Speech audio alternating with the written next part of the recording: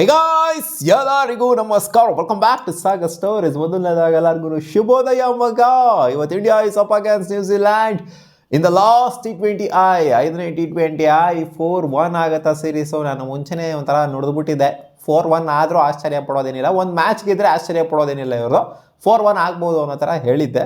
But ಇವಾಗ ಅದೇ ಥರ ಬಂದ್ಬಿಟ್ಟು ಕೂತ್ಕೊಂಡೈತೆ. 4-1 ಆಗುತ್ತಾ ಅಥವಾ 3-2 ಆಗುತ್ತಾ? 3-2 ಆಯಿತು ಅಂತಂದರೆ ಇನ್ನು ವಿನ್ನಿಂಗ್ ನೋಟ್ ನ್ಯೂಜಿಲ್ಯಾಂಡ್ ಅವರು ಹೋಗ್ತಾರೆ ಅಂತಾರೆ, ಖಂಡಿತ ಖುಷಿ ಆಗಿರ್ತಾರೆ. ಈ ಸೀರೀಸ್ನ ಸೋತರು ಕೂಡ ನ್ಯೂಜಿಲ್ಯಾಂಡ್ ಅವರು ಖುಷಿ ಆಗಿರ್ತಾರೆ. ಇನ್ನು ವಿನ್ನಿಂಗ್ ನೋಟ್ ಹೋಗ್ತಾ ಇದೀವಿ ನಾವು ವರ್ಲ್ಡ್ ಕಪ್ಪಿಗೆ ಅಂತ, ಅದು ಇಂಡಿಯಾದಲ್ಲಿ ಹೊಡೆದ್ಬಿಟ್ಟು ಹೋಗ್ತಾ ಇದೀವಿ ಅಂತ ಖುಷಿ ಆಗಿರ್ತಾರೆ. ನಾವು ಇನ್ನು ಲೂಸಿಂಗ್ ನೋಟ್ ಹೋಯ್ತು ಅಂದರೆ ಸೀರೀಸ್ ಗೆದ್ದನು ಕೂಡ ಅಷ್ಟರ ಮಟ್ಟಿಗೆ ಖುಷಿಯಾಗಿ, ಅಂದರೆ ನೋಡಿ ಇವತ್ತು ಟ್ರೋಫಿ ಇಸ್ಕೊಂತ ಇದೀವಿ ನಾವು.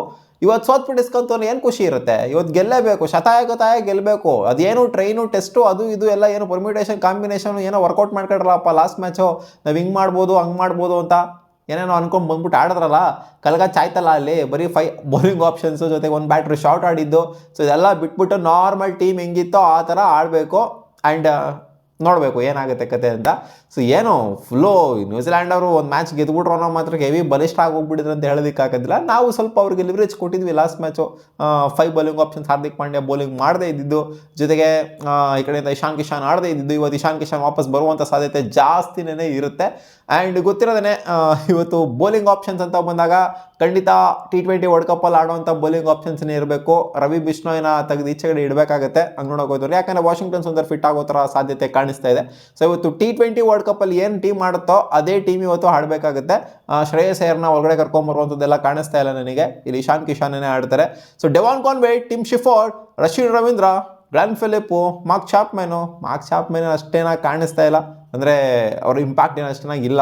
ಡ್ಯಾರಲ್ ಮಿಚಿಲ್ ಓಕೆ ಇಂಪ್ಯಾಕ್ಟ್ ಮಾಡಿದ್ದಾರೆ. ಮಿಚೆಲ್ ಸ್ಯಾಂಟ್ನರ್ ಗೊತ್ತಿದೆ, ಎಲ್ಲ ಮ್ಯಾಚು ಮಸ್ತಾಗಿ ಪರ್ಫಾರ್ಮ್ ಮಾಡ್ತಾರೆ. Matt Henry okay decent. Jacob Duffy ಸಖತ್ತಾಗಿ ಪರ್ಫಾರ್ಮ್ ಮಾಡಿದ್ದಾರೆ. ಇಸ್ಸೋದಿ ಓಕೆ, ಫೋಕ್ಸು ಇನ್ನೂ ಫಾರ್ಮಿಗೆ ಬರಬೇಕಾಗಿದೆ. ಈ ಕಡೆ ಇಂಡಿಯನ್ ಟೀಮ್ ಅಂತ ಬಂದಾಗ 11 ಅಂತ ಬಂದಾಗ ಅಭಿಷೇಕ್ ಶರ್ಮಾ, ಸಂಜು ಸ್ಯಾಮ್ಸನ್ನು. ಗುರು ಇವತ್ತು ಫಾರ್ಮಿಗೆ ಬರಬೇಕು ಗುರು ಸಂಜು ಸ್ಯಾಮ್ಸನ್ನು. ಯಾಕಂದರೆ ಆಡ್ತಿರೋದು ಎಲ್ಲಿ? ಗ್ರೀನ್ ಫೀಲ್ಡ್ ಸ್ಟೇಡಿಯಮಲ್ಲಿ ಆಡ್ತಿರೋದು, ಕೇರಳದಲ್ಲಿ ತಿರುವನಂತಪುರಮಲ್ಲಿ ಆಡ್ತಾ ಇರೋದು, ಅವರ ಹೋಮ್ ವೆನ್ಯೂಲಿ ಆಡ್ತಾ ಇರೋವಂಥದ್ದು. ಇಲ್ಲಾದರೂ ಫಾರ್ಮಿಗೆ ಬರಬೇಕು. ಮತ್ತೆ ಏನಾದರೂ ಆ ಮಿಡ್ ವಿಕೆಟ್ ರೀಜನಲ್ಲಿ ಮತ್ತೆ ಇಲ್ಲಾಂದ್ರೆ ಬೋಲ್ಡ್ ಗಿಲ್ಡ್ ಆದೋ ಸರಿ ಆಗ್ಬಿಡ್ತದೆ. ಒಂದೇ ಪ್ಯಾಟರ್ನ್ ಔಟ್ ಆಗ್ತಿರೋದು. ಬೋಲ್ಡ್ ಆಗ್ತಾವ್ರೆ, ಇಲ್ಲಾಂದ್ರೆ ಮಿಡ್ ವಿಕೆಟಲ್ಲಿ ಕ್ಯಾಚ್ ಕೊಟ್ಬಿಟ್ಟು ಔಟ್ ಆಗ್ತಾರೆ, ಪುಲ್ ಹೊಡಿಯೋಕೆ ಹೋಗ್ಬಿಟ್ಟು. ಇದೇ ಆಗ್ತಾ ಇರೋದು ಸಂಜು ಸ್ಯಾಮ್ಸನ್ ಅವ್ರದ್ದು.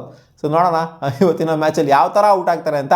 ಔಟ್ ಆಗಿಲ್ಲ ಅಂದರೆ ಯಾವ ಥರ ಕಚ್ತಾರೆ ಅಂತ ನೋಡಬೇಕಾಗುತ್ತೆ. ಇಲ್ಲಿ ಫಾರ್ಮಿಗೆ ಬಂದಿಲ್ಲ ಅಂತಂದರೆ ಖಂಡಿತ ಒಂಥರ 5 ಮ್ಯಾಚ್ನೂ ಕೂಡ ಒಂಥರ ಫೇಲ್ಯೂರ್ ಆಗೋಗ್ಬಿಡುತ್ತೆ ಸಂಜು ಸ್ಯಾಮ್ಸನ್ಗೆ. ವರ್ಲ್ಡ್ ಕಪ್ಪಲ್ಲಿ ಅದು ಏನು ಆಡ್ತಾರೋ ಏನು ಕತೆನೋ ಅಂತ ನಮಗೂ ಕೂಡ ಒಂದು ಯಕ್ಷ ಪ್ರಶ್ನೆ ಆಗೇ ಉಳ್ಕೊಂಡ್ಬಿಡುತ್ತೆ.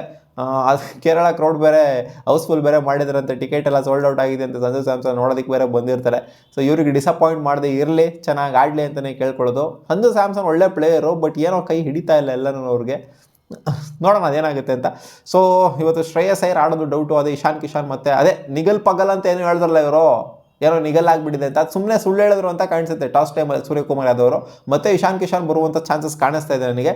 ಇಲ್ಲಿ ಶ್ರೇಯಸ್ ಅಯ್ಯರ್ ಅವರೇ ಹೇಳಿದ್ರು, ನಾವು ವರ್ಲ್ಡ್ ಕಪ್ಪಲ್ಲಿ ಆಡುವಂಥ ಟೀಮ್ನೇ ಇಡಬೇಕಾಗಿತ್ತು. ಅಂದರೆ ಲಾಸ್ಟ್ ಮ್ಯಾಚು ಅಷ್ಟೇ ಇಲ್ಲಿ ರವಿ ಬಿಷ್ಣೋಯ್ನ ಆಡಿಸ್ಬಾರ್ದಾಗಿತ್ತು ನಾವು, ಜೊತೆಗೆ ಶ್ರೇಯಸ್ ಅಯ್ಯರ್ನೂ ಕೂಡ ಆಡಿಸ್ಬಾರ್ದಾಗಿತ್ತು. ಯಾಕಂದರೆ ವರ್ಲ್ಡ್ ಕಪ್ಪಲ್ಲಿ ಆಡೋವಂಥವ್ರನ್ನ ನಾವು ಇಡಬೇಕಾಗಿತ್ತು. ಏನೇ ಪರ್ಮ್ಯೂಟೇಷನ್ ಕಾಂಬಿನೇಷನ್ ಮಾಡ್ಕೊಂಡ್ರು ಕೂಡ ವರ್ಲ್ಡ್ ಕಪ್ಪಲ್ಲಿ ಇರೋರ ಜೊತೆಗೇ ಮಾಡ್ಕೊಬೇಕಾಗಿತ್ತು ನಾವು. ಅದಕ್ಕೋಸ್ಕರ ನಾವು ಈ ಥರ ಕಾಂಬಿನೇಷನ್ ವರ್ಕೌಟ್ ಮಾಡ್ಕೊಂಡ್ಬಂದ್ವಿ. ಇಲ್ಲಾಂದ್ರೆ ಶ್ರೇಯಸ್ ಅಯ್ಯರ್ನೇ ಆಡಿಸ್ತಾ ಇದ್ವಿ ನಾವು ಅಂತ ಲಾಸ್ಟ್ ಮ್ಯಾಚನೇ ಹೇಳಿದ್ರು. ಸೊ ಈ ಮ್ಯಾಚನ್ನು ಕೂಡ ಅದೇ ಥರನೇ ಇರುತ್ತೆ ಅಂತ ಕಾಣಿಸ್ತದೆ. ವರ್ಲ್ಡ್ ಕಪ್ಪಲ್ಲಿ ಆಡೋವಂಥವ್ರನ್ನೇ ನೋಡ್ತಾ ಇರ್ತಾರೆ. ಶ್ರೇಯಸ್ ಅಯ್ಯರ್ ವರ್ಲ್ಡ್ ಕಪ್ ಆಡೋಕ್ಕಾಗಲ್ಲ ಅಂತ ಅಲ್ಲ, ಇನ್ನೂ ಅದು ಅಫಿಷಿಯಲ್ ಅಪ್ಡೇಟ್ ಬಂದಿಲ್ವಲ್ಲಪ್ಪ. ತಿಲಕ್ ವರ್ಮಾ ರಿಲೇಟೆಡು ಏನಾಗಿದೆ ಕಾನ್ಸೆಪ್ಟು ಅಂತ, ಅದು ಸೊ ಅಫಿಷಿಯಲ್ ಅಪ್ಡೇಟ್ವರೆಗೂ ವೆಯ್ಟ್ ಮಾಡಬೇಕಾಗುತ್ತೆ. ಆ್ಯಂಡ್ ಹಾರ್ದಿಕ್ ಪಾಂಡ್ಯ ಅಂತ ಆಲ್ರೌಂಡರ್ ಇಲ್ಲ. ರಿಂಕು ಸಿಂಗು ಕೂಡ ಮಸ್ತಾಗಿ ಆಡ್ತಿದ್ರೆ. ಶಿವಮ್ ದುಬೆ ಲಾಸ್ಟ್ ಮ್ಯಾಚ್ ಆಡಿದ್ದು ನೋಡ್ತು ಅಂತಂದರೆ ಒಂಟಿ ಸಲಗ ಥರ ಆಡಿದ್ರು, ಪಾಪ ಅನ್ಫಾರ್ಚುನೇಟಾಗಿ ರನ್ಔಟ್ ಆಗಿಬಿಟ್ರು. ಸೊ ಈ ಮ್ಯಾಚು ಅವರಿಂದನೂ ಕೂಡ ಎಕ್ಸ್ಪೆಕ್ಟ್ ಮಾಡ್ತಿದ್ದೀವಿ ಏನಾದರೂ ಆಗುತ್ತೆ ಅಂತ. ಅಂದರೆ ಅಲ್ಲಿವರೆಗೂ ಬ್ಯಾಟಿಂಗ್ ಹೋಗದೆ ಇರಲಿ, ಟಾಪ್ ಆರ್ಡ್ರೇ ಸಖತ್ತಾಗಿ ರುಬ್ಲಿ ಅಂತ ಕೇಳ್ತೀವಿ. ಈ ಕಡೆ ಹರ್ಷಿತ್ ರಾಣಾ ಅವ್ರು ಪಕ್ಕ ಆಡ್ತಾರೆ. ಆ್ಯಂಡ್ ಕುಲ್ದೀಪ್ ಯಾದವ್ ಅವ್ರು ಆಡೋ ಚಾನ್ಸಸ್ ಇರುತ್ತೆ. ಹರ್ಷದೀಪ್ ಸಿಂಗು ಜೊತೆಗೆ ವರುಣ್ ಚಕ್ರವರ್ತಿ ಅಥವಾ ಬುಮ್ರಾ ಅವ್ರು ಆಡೋವಂಥ ಚಾನ್ಸಸ್ ಇರುತ್ತೆ. ಇಲ್ಲಿ ನೋಡೋಣ ಕಾಂಬಿನೇಷನ್ ಯಾವ ಥರ ವರ್ಕೌಟ್ ಮಾಡ್ಕೊಂಡು ಬರ್ತಾರೆ ಅಂತ.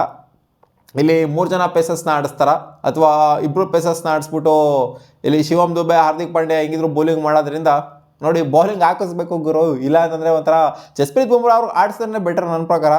ಇಲ್ಲಿ ಹರ್ಷದೀಪ್ ಸಿಂಗ್ನ ಕೂರಿಸ್ಬಿಟ್ಟು ಅಥವಾ ಹರ್ಷಿತ್ ರಾಣಾನ ಕೂರಿಸ್ಬಿಟ್ಟು ಜಸ್ಪ್ರೀತ್ ಬುಮ್ರಾನ ಆಡಿಸ್ಲಿ ಮ್ಯಾಚ್. ಯಾಕಂದರೆ ಗೆಲ್ಲಬೇಕು ನಾವು, ವಿನ್ನಿಂಗ್ ನೋಟ್ ಹೋಗಬೇಕು ನಾವು. ಇಲ್ಲ ಅಂತಂದರೆ ನಮ್ಗೆ ಒಂದು ಸ್ವಲ್ಪ ಡಿಸಪಾಯಿಂಟ್ ಆಗೋಗ್ಬಿಡುತ್ತೆ. ಈ ಸ್ಟೇಡಿಯಂ ಅಂತ ಬಂದಾಗ ಇದು ಬ್ಯಾಟಿಂಗ್ ಪ್ಯಾರಡೈಸ್ ಅಂತ ಹೇಳೋದಕ್ಕಾಗೋದಿಲ್ಲ. ಇಲ್ಲಿ ಫಾಸ್ಟ್ ಬೌಲರ್ಸ್ಗಳು ಸಿಕ್ಕಾಪಟ್ಟೆ ಎಫೆಕ್ಟಿವ್ ಆಗಿ ಕಾಣಿಸ್ಕೊಂಡಿದ್ದಾರೆ. 155 ಇದೆ ಇಲ್ಲಿ ಆವ್ರೇಜ್ ಫಸ್ಟಿಂಗ್ ಸ್ಕೋರ್. ಇದುವರೆಗೂ ಇಲ್ಲಿ 4 T20 ಇಂಟರ್ನ್ಯಾಷನಲ್ ಮ್ಯಾಚ್ ಆಯಿತು ಅಂತಂದರೆ ಅದರಲ್ಲಿ 2 ಮ್ಯಾಚ್ನ ಗೆದ್ದಿರೋದು ಬ್ಯಾಟಿಂಗ್ ಫಸ್ಟ್ ಆಡಿದವರು, 2 ಮ್ಯಾಚ್ನಾಗ ಗೆದ್ದಿರೋದು ಬ್ಯಾಟಿಂಗ್ ಸೆಕೆಂಡ್ ಆಡಿದವರು. ಸೊ ಈಕ್ವಲ್ ನಂಬರ್ ಆಫ್ ಗೇಮ್ಸಲ್ಲಿ ಗೆದ್ದಿದ್ದಾರೆ.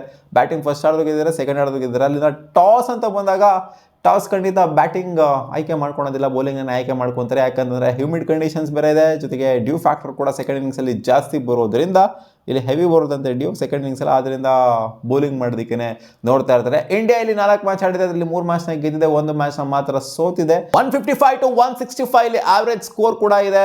ಇಷ್ಟೆಲ್ಲ ಸ್ಕೋರೇ ಅಲ್ಲ ಹಂಗೆ ನೋಡೋಕೆ ಹೋಯ್ತು ಅಂತಂದರೆ, ಬೇಕು ಮಿನಿಮಮ್ 200 ಬೇಕು. ಅದು ಎಂಥ ವೆನ್ಯೂ ಆಗಿರಲಿ, ಎಂಥ ಟಫ್ ವಿಕೆಟ್ ಆಗಿದ್ರು ಕೂಡ ಮಿನಿಮಮ್ 200 ಬೇಕು. ಯಾಕಂದರೆ ಬ್ಯಾಟಿಂಗ್ ಸೈಡ್ ಎರಡೂ ಕೂಡ ನೋಡೋಕೆ ಸ್ಟ್ರಾಂಗ್ ಆಗೇ ಕಾಣಿಸ್ತಾ ಇದೆ. ಬಟ್ ಇಂಡಿಯಾ ಇನ್ನೂ ಸ್ಟ್ರಾಂಗ್ ಆಗಿ ಕಾಣಿಸ್ತಿದೆ. ಇವತ್ತು ಅದೇ ಹೇಳ್ದಲ್ಲಪ್ಪ, train and test, trials, piles, ಹಿಂಗೆ ಟ್ರೈನ್ ಮಾಡ್ತಿದ್ದೀವಿ, ಹಂಗೆ ಟ್ರೈನ್ ಮಾಡ್ತಿದ್ದೀವಿ ಅನ್ನೋದೆಲ್ಲ ಇರೋದಿಲ್ಲ. ನಾರ್ಮಲಾಗಿ ಹೆಂಗಿತ್ತೋ ಹಂಗೆ ಆಡ್ತಾರೆ. 5 ಬೌಲಿಂಗ್ ಆಪ್ಷನ್ ಯೂಸ್ ಮಾಡೋದೆಲ್ಲ ಇಲ್ಲ. ಈ ಮ್ಯಾಚು ಖಂಡಿತ ಜಾಸ್ತಿ ಬೌಲಿಂಗ್ ಆಪ್ಷನ್ಸ್ ಇರುತ್ತೆ. ನೋಡೋಣ, ಬ್ಯಾಟಿಂಗ್ ಆಪ್ಷನ್ ಕೂಡ ಒಂದು ಎಕ್ಸ್ಟ್ರಾ ತೊಗೊಂಬರ್ತಾರೆ ಅಂತ ಕಾಣಿಸುತ್ತೆ. ನೋಡೋಣ ಅದೇನೇನಾಗುತ್ತೆ ಅಂತ. ಮತ್ತೆ ಸಿಗುವ ಮುಂದಿನ ವಿಡಿಯೋದಲ್ಲಿ. ಈಗ ನಿಮ್ಗೆ ವಿಡಿಯೋ ಸ್ವಲ್ಪ ಇಷ್ಟ ಆಗಿತ್ತು ಅಂತಂದರೆ